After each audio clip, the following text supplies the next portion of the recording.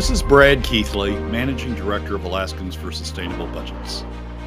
Welcome to the weekly Top 3, the top 3 things on our mind here at Alaskans for Sustainable Budgets for the week of December 15th, 2025. The weekly Top 3 is a regular segment on The Michael Dukes Show. The show broadcasts on both Facebook Live and YouTube Live, as well as via streaming audio from the show's website, weekdays from 6 to 8 a.m. I join Michael weekly in the first hour of Tuesday's show from 6:10 to 7 a.m. for a discussion between the two of us about our 3 issues.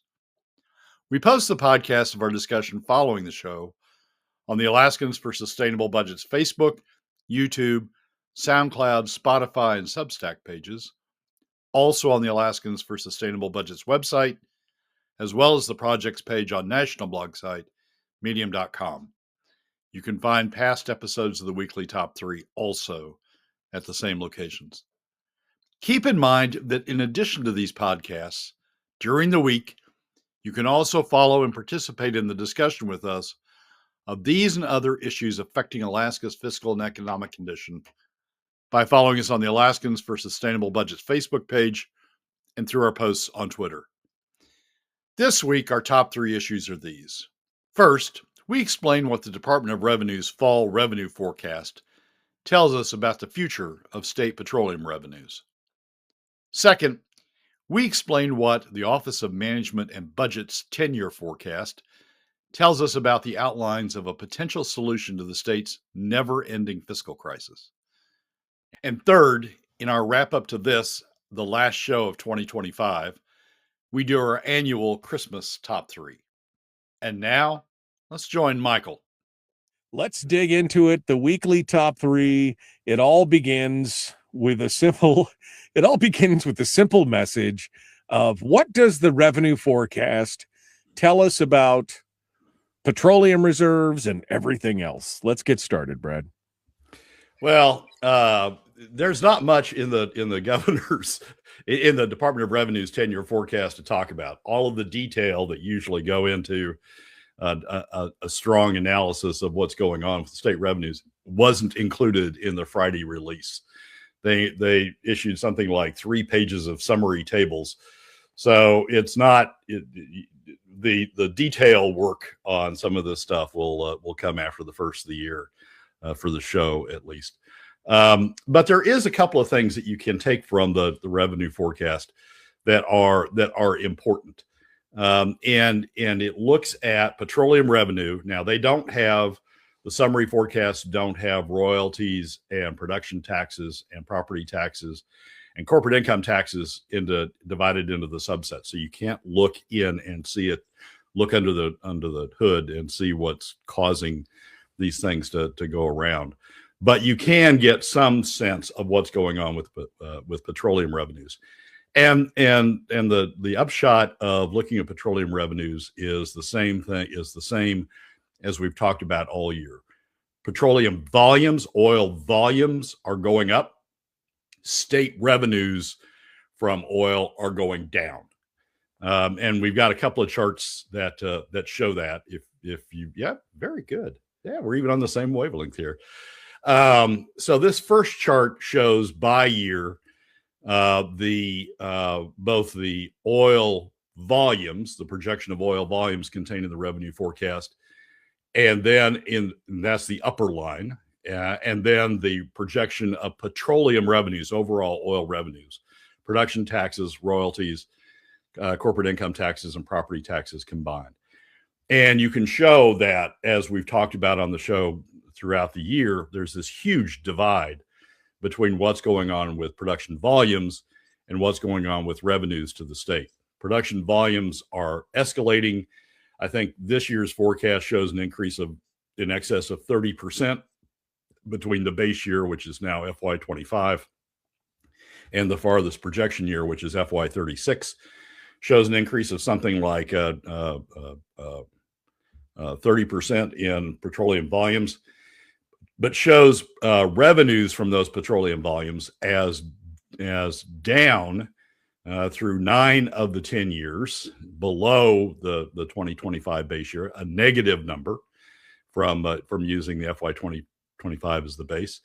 And then finally barely getting ahead, barely, by FY36. So it shows as production volumes are increasing, revenues from those production volumes, revenues from oil, total revenues from oil are in steep decline, and then sort of creep back up, but only get to the same place they were in FY25 on a nominal basis, nominal dollars, by FY36.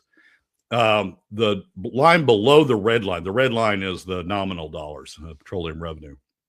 The line below that red line, the darker blue line, is real dollars, inflation adjusted dollars, so dollars after inflation. And it shows that what's really going on from FY26 forward is that petroleum revenues are sort of rising with inflation. But when you put it in terms of real dollars, when you take out the inflation effect on those revenues, real dollars from petroleum, from oil, are staying flat throughout the entire period. They never get back to the level of FY25. And so the reason that I've done this is those people who say, oh, oil's just a temporary, this oil price decline, or this oil revenue decline is a temporary thing. It's going to come back. Don't worry about it. We're going to grow with these production volumes, and we'll be fine. We don't. We take a deep dive. We've taken a deep dive in FY25 over FY24. We've shown that before on the show. We take another deep dive in FY26 over FY25, and we stay down. We grow only with inflation. So to the extent anybody's thinking, oh, we can justify additional spending on the basis that oil's going to come back, these oil production volumes are going to produce additional revenues, it isn't going to happen. I mean, it just shows that we're staying in decline.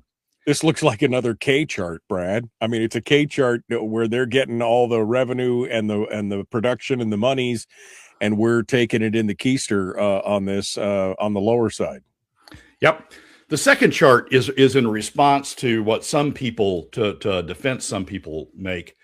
Some people say, oh, well, the reason oil revenues are declined, state oil revenues are in decline, is because oil prices are in decline.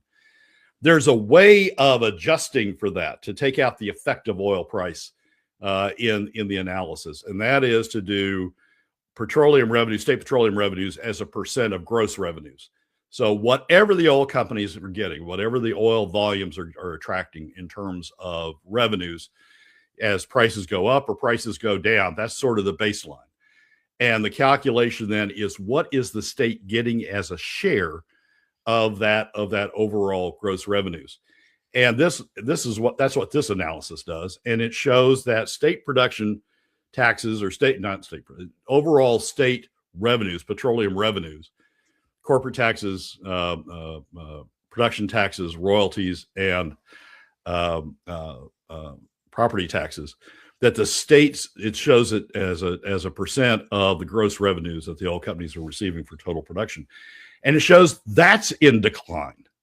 We're at 15%. We were higher in FY24, but starting at the new base year of FY25, we're at 15%. The state's getting 15% of gross revenues in terms of the state's share of petroleum revenues. That goes down to 13% in 26, goes down to 12% in 27, goes down to 11% in 31, goes down to 10% by 34, and sort of comes back up to 11%, 11-ish percent by FY36, all compared to the base period, FY25 of 15%. So what this is showing, it's showing that the state's share, regardless of what oil price is, it's showing that the state's share of petroleum, of the gross revenues being received by the oil companies, is going down. Now, part of this is driven by the fact that we're seeing an increasing amount of oil production coming from federal lands where the state doesn't get royalties. And so part of this reduction is as a result of that shift from state lands and state royalties to federal lands and federal royalties. But that's only part of this. What's really going on, what these numbers really show, is that, again, is that the state's tax approach is resulting in a deteriorating share, even as production volumes climb by 30% over the period, 30+% over the period. The state share, in terms the way the state's tax system is working, the state share is in significant decline. I mean, from 15 to 10% is a third. We drop a third of the state share, starting at an already low number of FY25. We drop a third of the state's share during this period. So yeah, these numbers continue to show that the production tax system, that the tax system is causing us to lose money, not gain money, as production volumes go up. And what's interesting here is the delta on this is a 60%, because the production goes up 30%. On our gross, we go down 30%. So we've got a 60% delta in the middle there. I mean, that's pretty significant. I mean, again, producing more oil, pumping more oil out of the state, a finite resource, and receiving less money, a significant amount of less money. And we're wondering why is everybody so happy about this? Well, I mean, great production, great. But when you don't make any money on it, not so. I mean, if you were an oil well owner in, I don't know, Texas, Oklahoma, some state where you could own the oil land, you would not be happy about them pumping out your finite resource and you getting actually less money on it. I mean, you would be incensed. You might ask them to stop, right, at some point. And now the president, of course, has been talking about wanting to push oil prices down even further, which, again, does not bode well for you. They're going to try and make it up in volume so I mean, this is a tough deal. Yeah, well, this is a very important chart. I mean, what this is showing is that the promise of 2013, the promise of SB 21, which is provide us incentives, will increase production, and you, Alaskans, will benefit from that increased production in terms of increased revenue. Showing the promise of SB 21 is not working in its second decade, that something has gone wrong with SB 21 in its second decade. And those people who refuse to lift up the lid and start looking at what has gone wrong are part of the problem. I mean, they're part of creating these deficits that the state's running. So this chart shows that regardless of oil price, however much you want to argue about oil price, regardless of oil price, the state's share of petroleum revenue is going down significantly over the next 10 years as production volumes increase. Kim says the legislature and the NEA don't care that petroleum revenues are in decline. Guessing they're going to ask for $1,200 to $1,500 BSA increase, even though the state is broke. I mean, we're already seeing that, right, Brad? I mean, we're already seeing that was in that Fairbanks, the meeting between the Fairbanks North Starborough Assembly and the legislators, where the legislators, all of them, progressives, conservatives, were all saying, hey, fiscal crisis coming. And the assembly was like, we don't care. We need more money. That's already in the works, right? Yep. Well, yeah, it's not just the NEA. It is the NEA, but it's not just the NEA. We have a bunch of people screaming about the capital budget and the stability that the governor's trying to bring to the capital budget, and people screaming that they want more money spent through the capital budget. Contractors and others screaming they want to spend more money through the capital budget. We're going to hear the same thing, no doubt, from the municipalities with respect to community funding, and we're going to hear it from other sources. So it's going to be, I mean, and Kim's exactly right about this. They don't really care about oil taxes. They'll claim that they care about oil taxes, but as long as they still have PFDs to cut, or they still have the CBR, the little bit that's left in the CBR to drain, they don't really care about the funding source. They just care about having some funding source to be able to increase the spend.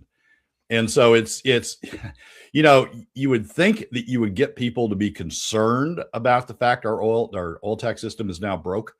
You would think you would get people to focus on that, but the people that should be focusing on that are focused instead on grabbing somebody else's money, grabbing the PFD from Right. from middle and lower income Alaska families are grabbing the CBR from future Alaskan generations. I mean, they don't care about where the money comes from. They just want the money. And she's right about that.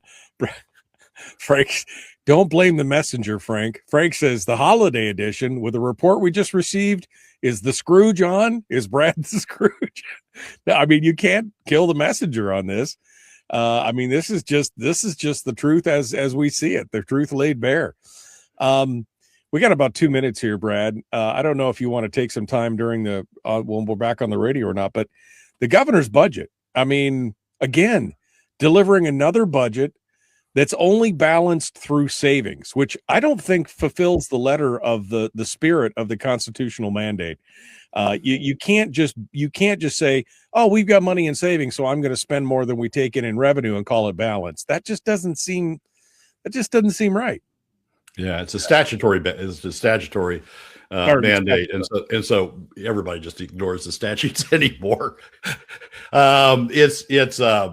Yes, the governor's supposed to submit a budget that balances on between revenues, but no governor has done that since 2013, and no legislature has done that since 2013.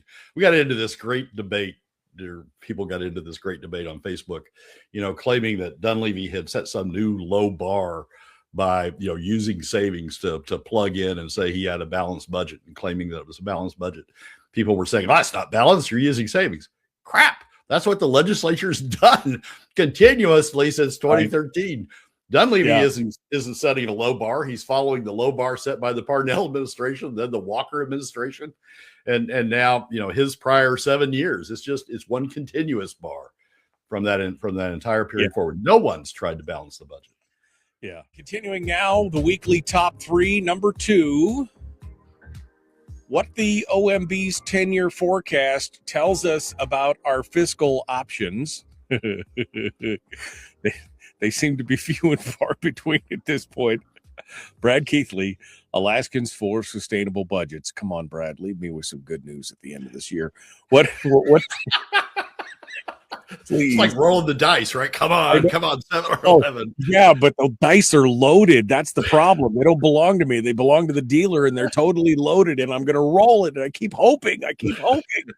What does the OMB 10-year forecast tell us, Brad? I brace yourself, Gertrude. Here it comes. Well, the 10-year forecast is a fantasy in a way. I mean, what the 10-year forecast is supposed to be is the use of funds over the 10 years, the spending levels over the 10 years, and then the revenue levels over the 10 years. And those two numbers are actually supposed to be the same. They're actually supposed to lay on top of each other. Revenues are supposed to equal spending. The governor's the latest 10-year forecast is slightly better, I guess, than last year's 10-year forecast, in the sense that he just doesn't give up and say, I'm not going to try to get revenues. We're just going to show this red line, this deficit line, all the way out. This year, he has a placeholder put in for what he calls new revenues, which shouldn't be new revenues. It should be replacement revenues, replacement of PFD cuts.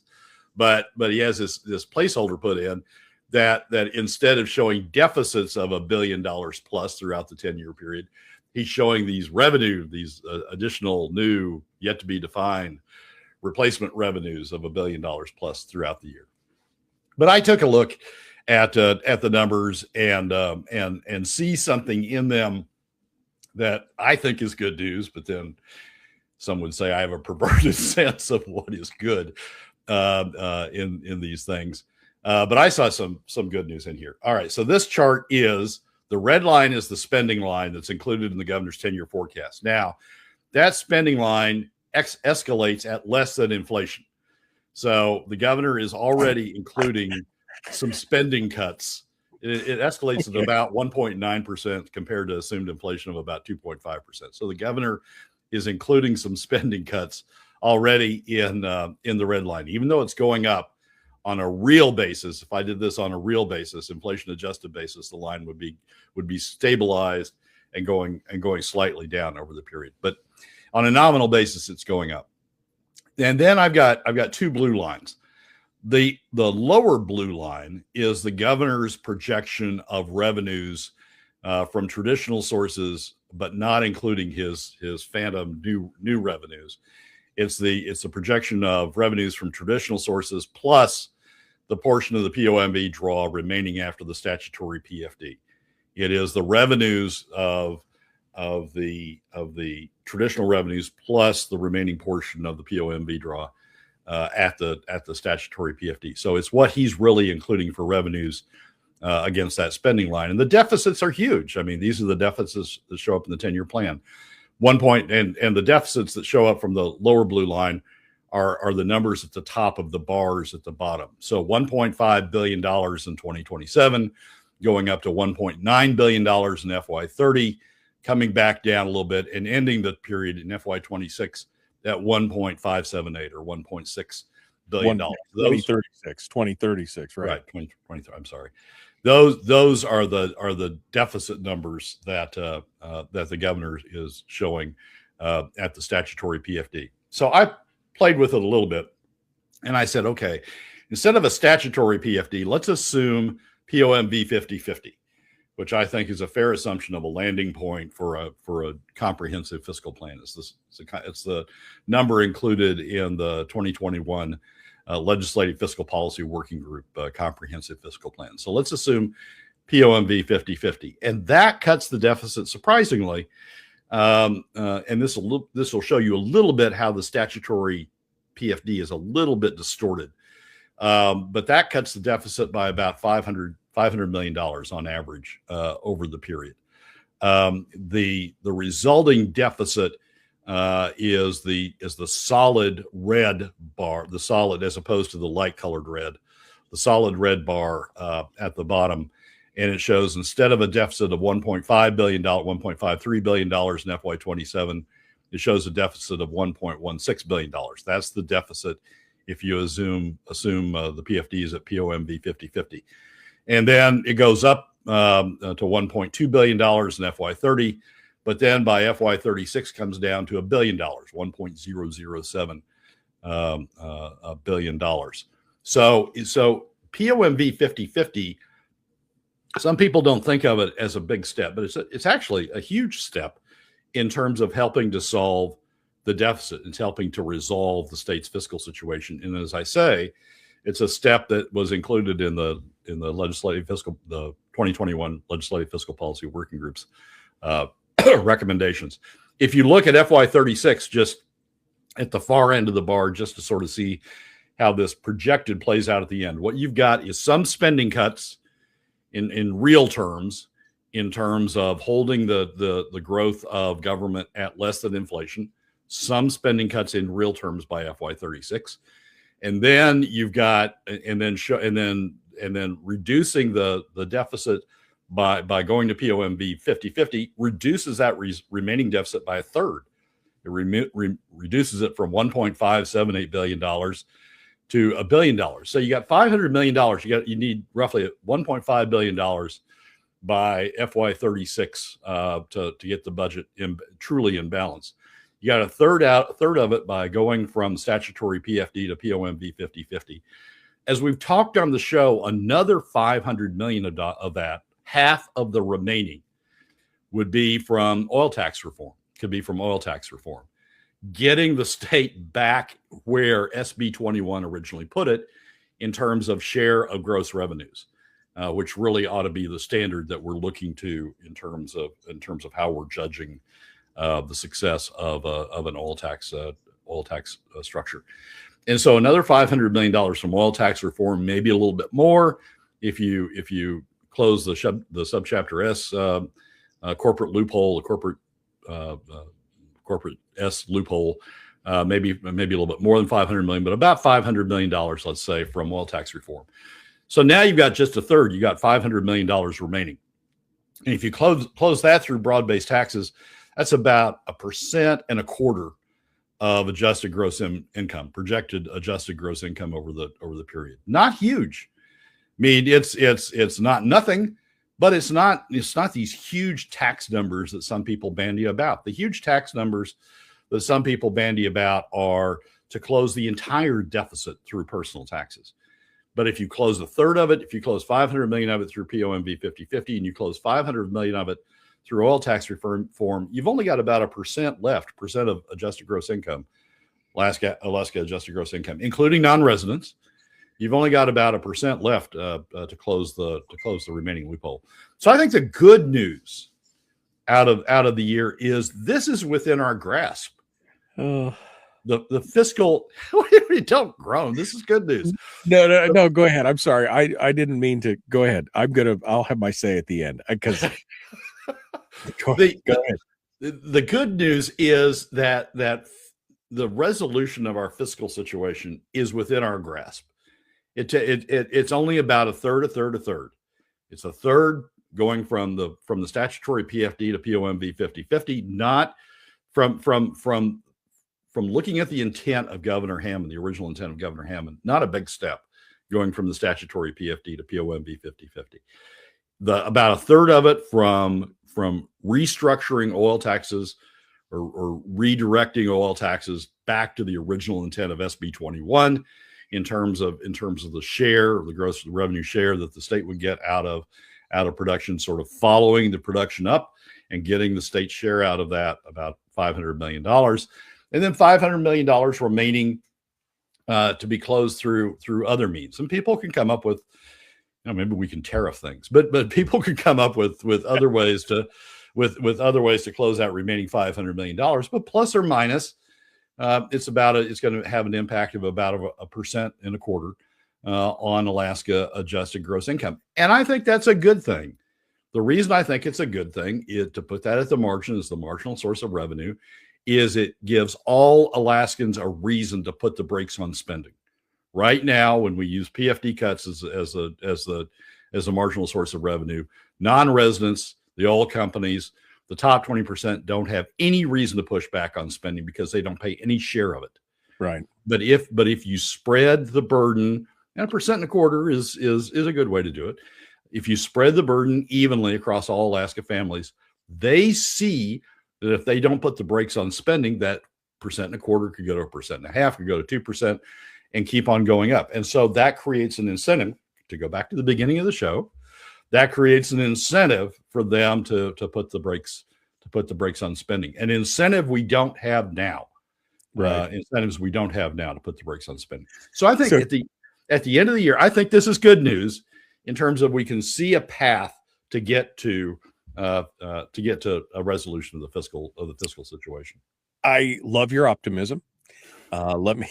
This is why I was groaning. Okay, so here's the first thing. This whole 10-year forecast, they're all based on super rosy assumptions, right? They're based on basically flat spending, and as you said, the governor even put in some cuts in there, which I think that's optimistic to say the least. The second thing is you've put in this 50/50 POMV, which I think is great, and it shows that we could meet them in the middle, so to speak. The problem is they don't want to meet us in the middle. They want to take all of the PFD, and they're not interested in giving us back any of our money. That's the problem. I mean, I agree. This plan could work. The thing is, do you think, final thoughts in this segment, do you think there is the political will for them to give us back a 50/50 POMV and not just take all the money because it's the easiest route? Yes, I do, because it's Christmas, first of all. And secondly, I do because it assumes one thing. It assumes people begin to understand that PFD cuts are just a tax on middle and lower income Alaska families. And we want to limit the tax on middle and lower income Alaska families. We want to even out the tax burden in a way that impacts the top 20% non-residents and the oil companies as well. We want a broad-based solution to this. We just don't want a solution that goes deeper and deeper and deeper and deeper into the pockets of middle and lower income Alaska families. I think there are some legislators who realize that. I think there are some legislators that would pursue that. We don't have a governor, I think, that even understands it. But assuming 2026, we have an election cycle that has that understanding and deepens that understanding, and we have a governor at the end of it that does have that understanding. Yeah, I think it's doable. So it takes some assumptions, takes some rosiness, but yeah, I think it's achievable. It's a Christmas miracle, Brad Keithley. He's more positive than I am on this one. How did I get to be the Grinch in this whole deal? How did I get? I mean, I just look at these numbers, and I mean, you're right. We might be coming to the point in the end of the road where they're just like, okay, we have to do something, and maybe that's a viable option. But the more and more they talk about combining these funds and doing some other things, I just see, all I see is avoidance. That's what I see, Brad. I just see avoidance from one side to the other, right? I mean, that's just kind of the reaction at this point. You see avoidance driven by the top 20% non-resident industries in the oil industry. The avoidance works in their benefit. I mean, the more and more you can take out of PFD cuts, the more and more you can open yet another door into additional free funds, which is what the consolidation of the two accounts would do by opening a back door into the permanent fund. The more you can do that, the more they benefit, because they don't have to pay anything for the costs of government. And frankly, the result of that is going to be government's going to continue to grow and grow and grow, because the donor class, the non-resident industries, and the oil companies, which are major in the state, and the oil companies, which are even more major in the state, will all continue to be ambivalent about additional spending because they don't have to pay for it. And so we're going to continue going in the wrong direction. Increased spending because people aren't pushing back, because the people who can affect it aren't pushing back, and decreased revenue for middle and lower income Alaska families. And that's, I mean, and so non-action works in their favor, and they encourage it. They come up with rationalizations for it. Oh my God, the earnings reserve is in danger. I mean, they come up with these dark, conspiracy theories about why it's important to continue to open these doors. But frankly, at the end of the day, all they're doing is trying to keep the door open so they don't have to pay. They don't have to pay any share of the cost of government. They can continue to shove it off on somebody else. Right. In the case of PFD cuts. So yeah, I mean, maybe that continues. But I think there are legislators out there. Maybe they're not strong in number, but I think there are legislators out there that understand this is all an effort to keep Alaska going at the benefit of the top 20% non-residents and the oil companies. It's not to keep Alaska going at the benefit of Alaskans, the 80% of Alaska families that are in the middle and lower income brackets. It's to keep the free ride going for those in the top 20% in the non-resident industries and the oil companies. And I think there are legislators that see that. And I think during the 26 campaign, I hope we see people raising that issue, and I hope we see people pursuing that issue. And I hope we elect people that when we get to the next legislature want to do something about that issue. Terry says, Brad is trying to give us a cheerful report. Go, Brad. That's right. Go, Brad.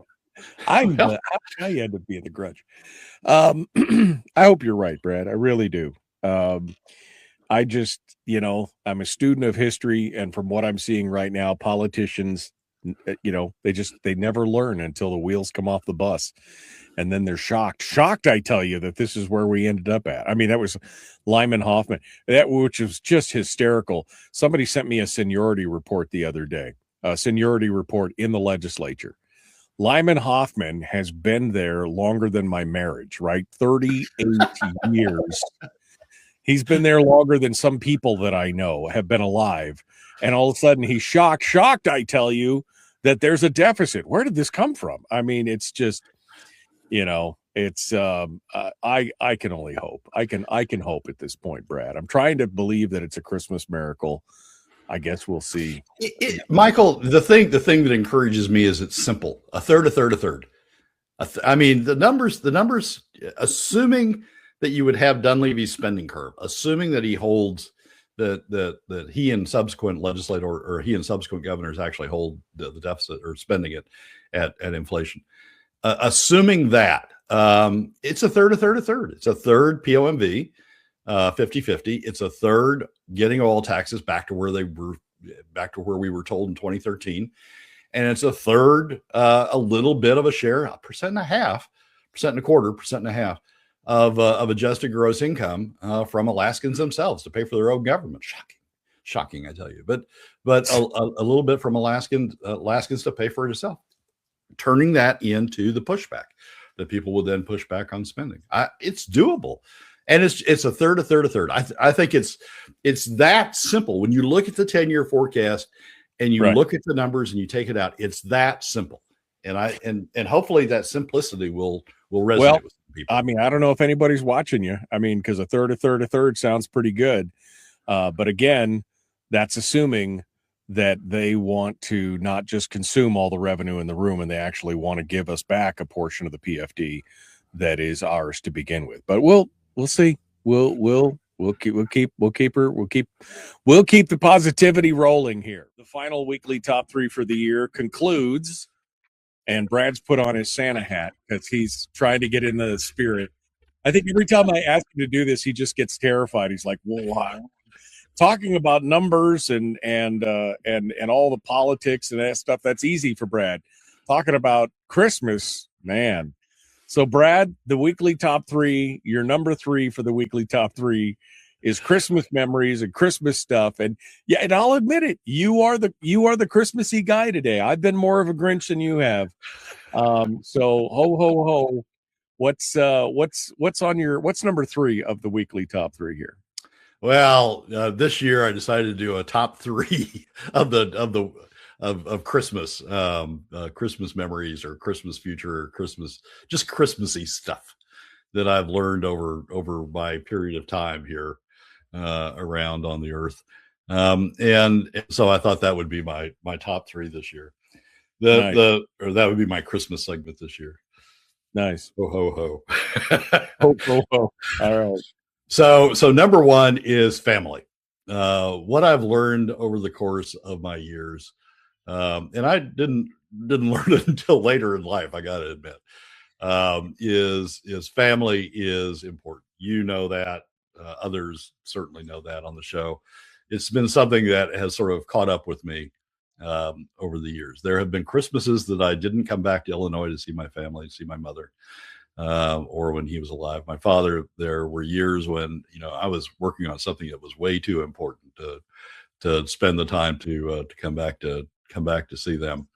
And I've learned over the years that's the wrong way to look at it. Family always ought to come first, certainly at the holiday season, and visiting and talking and reliving the good memories, and talking about things that are family oriented is probably the most important thing that I can do, certainly for me at Christmas, and something that I've learned over the course of the years. And it's been something that, as I say, it's been hard to learn, because when you're going through your career, there's always some other deal to work on, or some other project, or some other trial, or some other advice to be given. And it's December 25th. So what about that? I mean, but as I've gotten older, the more I've realized that it really should be all about family. The holiday season, there should be a season that's all about family, and this is the best one to do it in. I remember the story or the axiom that went on that said, when you're laying in your deathbed, are you going to think about that X, you're going to think about that deal you closed, or that skyscraper you built, or that one or thing, or you're going to think about the moments with your kids, your mom, your dad, and that's it. Family is everything. And that's a great thing. And that is the cornerstone to me of the holidays, is being around my family and doing all that kind of stuff. So I'm with you on that. Yeah, the federal government used to get in the way. I mean, we used to have these tax codes, particularly in the oil industry, that would change at the end of the year. And so you'd have to get a deal closed by the end of the year. I remember one deal in particular. You'd have to get closed by the end of the year in order to qualify for the favorable tax treatment. And I remember, being in an office on December 25th, working away on getting this deal closed, doing the documentation, doing the negotiation around the purchase agreement to get the deal closed. And so the federal government got in the way. I'll blame the federal government for a lot of years on that, because it was end of year driven. And I was an oil and gas guy, and by gosh, we were going to get this deal done. So, but the older I've gotten, the more I should have realized back then that, there's somebody else that'll do this deal. I get home and be with family. Life's too short for that. So that's Yep. number one. What's number two of your Christmas top three? Best presents. I was thinking back through the best presents I've given or the best presents I've received over the years, and it's the gift of travel. Yeah, I remember one Christmas in particular. I'd never been. I was living in Dallas. I'd never been a big Santa Fe guy. I'd never gone to Santa Fe much. But the present was a trip to Santa Fe in January for New Year's, actually. And that was like the best present ever. I mean, just opened my eyes to so many things. Santa Fe is great in terms of art, Southwestern art, in terms of various performances, in terms of food, and all sorts of different things. And that trip opened my eyes to new areas. I mean, I was a really green eye shade guy, or green, eye shades bent down over my desk guy, and sort of looking up and saying, oh, wow, there's other stuff to do in the world. And since, I've tried to do a major trip a year to Ireland or to Scotland or to Canada or to, some years, all of those places. But it was the gift of travel. It was the gift of looking up and getting out of yourself and going someplace else. And that could be as little, I mean, in Alaska, or in Anchorage, I have done it over the years by going up to Denali or going to Fairbanks or going down to Homer to spend a substantial period of time and see life in a different way from a different place. And so I've come to value, and in terms of gifts, I've come to value giving travel as a gift. That doesn't have to be long travel, doesn't have to be, expensive travel, just the gift of travel and getting yourself out of yourself and seeing things from a different perspective, I think has been the best Christmas gifts I've given and received as I look back over the last year. And we love to live vicariously through your trips to music festivals and distilleries and wineries and all the different places around the world. And that's kind of cool. Travel is a big thing for many people. Most people don't move beyond their, 60 or 70 miles beyond their hometown where they're born. So a little bit of travel is eye-opening. Definitely a good one. That leaves us down to number three of the Christmas top three. What's your third thing that you've learned on Christmas? Go into the new year with a sense of optimism. Go into the new year, don't be unrealistic about what you go into the new year with, but go in, sort of sit down and recast everything in a sense of positive, in a sense of, if we do this, we can accomplish this and we'll achieve this. And go and recast everything in your mind at the beginning of the year in a sense of optimism, in a sense of things to accomplish as opposed to things to defend against. I mean, I get beat down more than anybody else. I get beat down during the course of the year into, just sort of hunkering down and trying to defend all of the various things that are going on out there. But to me, over the years, the thing I've learned is to sort of use this period to recharge and come back with a sense of optimism at the beginning of the year, at the beginning of going into the new year, and hold that as long as you can. I remember when I was younger, I used to come back from vacations and go into my office and shut the door. Yes, I was back from vacation. Yes, I was working, but I just didn't want to allow the outside world in yet. I wanted to hold that experience from being on vacation. Same thing's true of coming out of the first of the year with a sense of optimism. I want to hold on to that for as long as I can. I may not hold it, much past the first top three of next year, but I want to hold on and remind me of this occasionally when I slip off the deep end. But I want to hold on to that sense of optimism as long as I can. But in any event, come out of the holidays with a sense of optimism going forward. That's why I take off the end of the year, because again, I'm kind of that beat down, mangy cur at the end of the year kind of thing. And I need that. And that's a good thing. That's where we got to be. Like I said, you were definitely a little bit more positive than I was as well. I guess I'm just getting a little cynical in my old age. And by the end of the year, I'm just totally and that's why I don't, quite honestly, I know there's all this kind of stuff that went on and the shootings and the Australia and all, and I'm just like, what can we do about it? Nothing. let's talk about something fun. Let's remember. And that's where we live, is in that nostalgic, remember the good times, like you were saying with the family, talking about the good times and doing that kind of thing and reliving those. And that's what makes life worth living, I think, in the long run. And being able to spend time with your family, to go travel, to do those things, and then to try and create that sense of optimism and positivity at the end of the year is, I think, I think that's all laudable. I think it's all good stuff. Yeah, I mean, I used to treat the holidays as just another work day, and that was wrong. That was seriously wrong. I mean, it may have helped my career, but it was seriously wrong to do that. So, Yeah. one of the things, as you sit there and you look back on it, and my son doesn't listen to me anymore any more than I listen to my parents at this point in time. But as you look back on it, you go, I should have handled it this way. But now, you have a chance to handle it this way when as you get older and you learn about these things, you have a chance to handle it that way. So I've Yeah. decided to handle them that way. Yeah, because again, as you're laying on your deathbed, nobody's going to think back at that final deal you closed at Christmas. They'll remember the uncle that spilled his drink at the Christmas table and everybody laughed, or the great things that happened, or the great trips that you took, or just those gifts. That's the important part, because those are the memories. Are all the gifts, are the best Christmas gifts that you can get and give, is the memories, and the good times and everything else. As well. Somebody just said, put your hat on too, MD. I don't have a hat. I need a hat. I used to have one, except mine was velvety green, which is my favorite Christmas color, is the green. I'm not a red guy so much as the green guy. But I don't have a hat, unfortunately, anymore. I don't know where it went. But Brad, final thoughts for the year, for the coming year. Give us that positivity that we were talking about, that optimism. Is this the year that they figured out that there is a problem? Is this the year that they address it and actually come up with a plan? What do you think?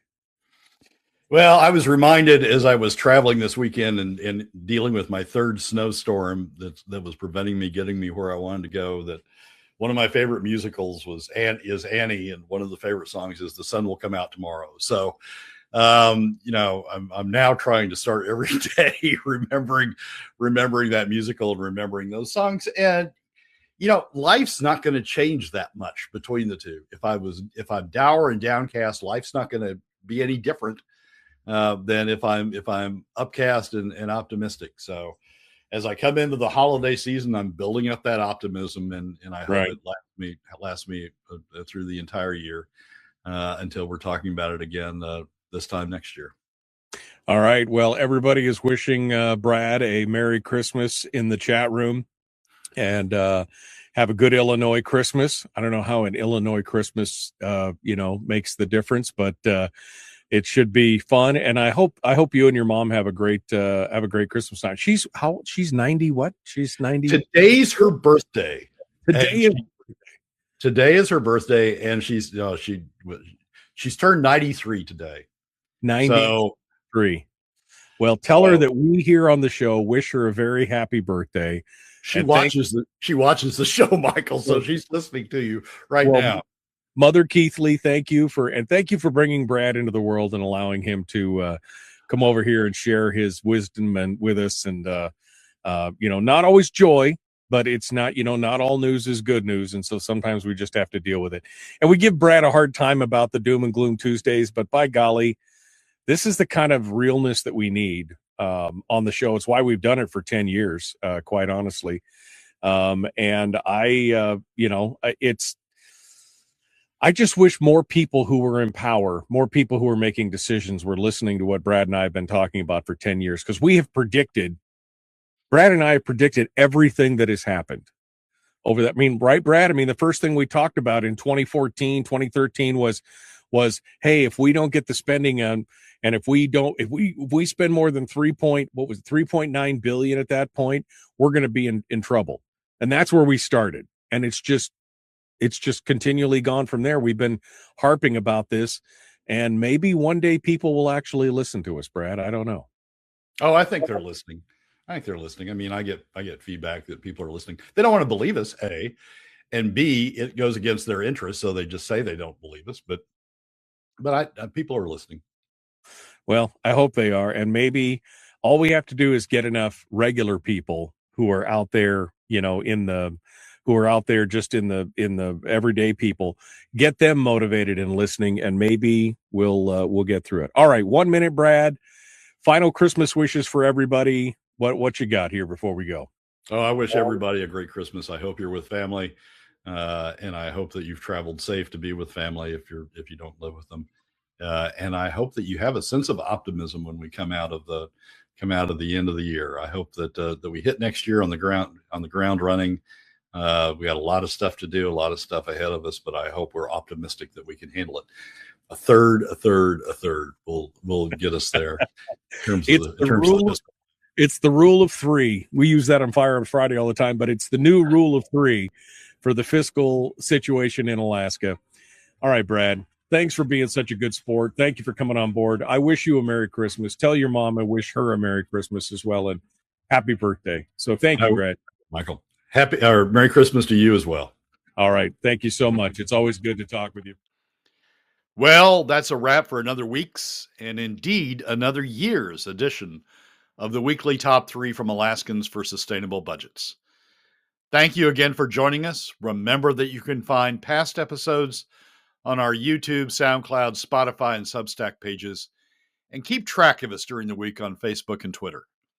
This has been Brad Keithley, Managing Director of Alaskans for Sustainable Budgets. One reminder, this is our last podcast for calendar year 2025. We look forward to you joining us again when we return on January 6th for the first of our 2026 weekly top 3s.